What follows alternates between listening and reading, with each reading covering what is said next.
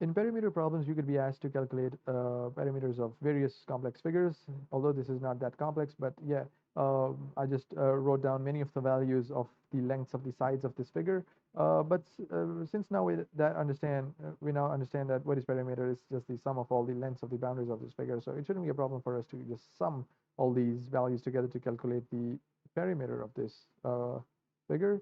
So let's actually do it. The perimeter, I just, purposely cut this value out just so that you can try to figure out what is the value of this length. So how do we do that? We can see that since it's a regular figure, 6 plus 10, total of 16. So it should also be total of 16. So 8 plus 4 is 12. So this should also be 4. So it makes 16. A couple of more values could be missing, and you maybe you're maybe asked to use your logic in order to find them, but it shouldn't be a problem for a student of O levels to actually solve a problem like this. So let's actually calculate the perimeter. So 8 plus 4 is 12. Yeah, 12, and plus 4 is 16, and then 5, 21, and then 5, 26.